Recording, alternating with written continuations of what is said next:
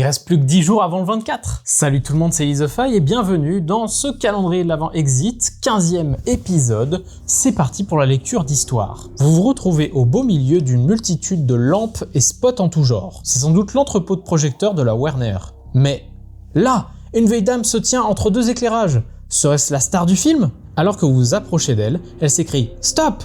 Pas un pas de plus! Sinon Lewis va me tuer !» Vous vous arrêtez net. Elle reprend « Je ne dois pas vous parler. Personne ne doit savoir que l'on s'est vu. Sachez juste que sans vous, tout est perdu. Tenez bon !» Elle est anxieuse et regarde frénétiquement autour d'elle, apeurée. Ils ont fermé un plateau à clé, juste pour vous embrouiller. Pour l'ouvrir, il vous faudra prendre la clé dans le coffret à bijoux. Souvenez-vous-en plus tard. Mais pour l'instant, contentez-vous d'éclaircir les zones d'ombre.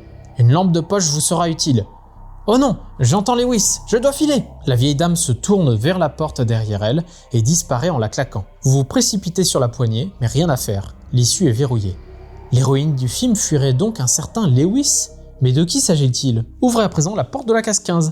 Vous y trouverez la carte énigme M1. Qu'est-ce que c'est que cette histoire? Déjà, franchement, cette année, c'est vachement plus intriguant en termes d'histoire. C'est bien mieux scénarisé, même si c'est pas non plus... Voilà, mais en tout cas, qu'est-ce qu'il y a dans cette case? Il y a effectivement une seule carte. Cherchez la lumière la plus brillante et regardez-la en plein milieu.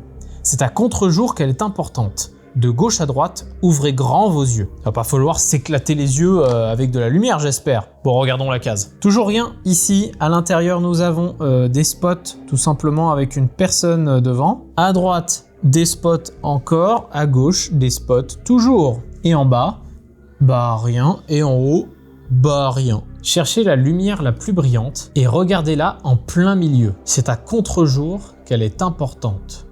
De gauche à droite, ouvrez grand vos yeux. En fait, je me demande s'ils sont en train de nous faire une énigme où il faut s'imprimer la rétine de lumière. Vous savez, ces trucs où vous regardez du blanc sur du noir, ou l'inverse, et où, en clignant des yeux après avoir fait ça, vous voyez un visage quand vous regardez ailleurs. Mais là, ça n'a pas l'air d'être ça. Enfin, j'espère pas en tout cas, parce que là, ce serait une expérience horrible pour beaucoup de gens. Cherchez la lumière la plus brillante. Alors, soit c'est des cases qu'on a déjà regardées, soit je ne sais pas. La lumière la plus brillante, ce serait ça, potentiellement. Soit c'est voilà autour du calendrier, soit c'est vraiment un truc où il faut regarder ailleurs. Cherchez la lumière la plus brillante et regardez-la en plein milieu. C'est à contre-jour qu'elle est importante. Qu'est-ce que c'est que cette histoire? J'ai essayé de regarder les spots par exemple devant le calendrier, ça ne donne rien. Enfin, en tout cas, je ne vois rien. Pour moi, à contre-jour, c'est regarder le truc alors qu'il y a de la lumière derrière. C'est pourquoi je prenais le calendrier. Je regardais comme ça. Donc en me cachant de la lumière, de gauche à droite, ouvrez grand vos yeux. Pour moi, la lumière la plus forte, soit celle-ci, soit celle-ci. Mais franchement, j'en ai aucune idée. Est-ce qu'il y aurait de la phosphorescence sur la boîte? Je vais aller voir. Il n'y a pas de phosphorescence, mais je viens de remarquer quelque chose. C'est qu'à côté de cette lumière, on a des ensembles de lumières. 1, 2, 3, 4, 5, 6, 7, 8, 9, 10, 11. Donc là, ça marcherait pas. Par contre, là, on a un 8, potentiellement, évidemment. Là, on a à l'intérieur de la case un truc aussi où il y a beaucoup de LED. Enfin, beaucoup de projecteurs au même endroit. Attendez, c'est à contre-jour qu'elle est importante. Faudrait pas regarder comme ça, là, avec de la lumière là-dessous. Non, quand même. Potentiellement, ça peut être ça.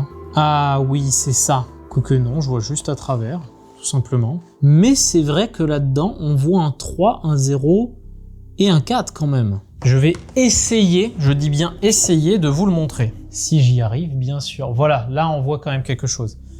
Donc là, il y a 3, 0, 4 qui est inscrit. Donc ouais, c'était bien une histoire de lampe. Pour moi, c'est ça. Après, si ça se trouve, c'est pas ça. On va faire le test. On prend notre décodeur qui est ici. 3, 0, 4. On retourne. Et qu'est-ce qu'on a? On a bas droite, droite, bas gauche. Ça fait étoile plus triangle, étoile plus triangle. Putain, c'est ça! 16e case.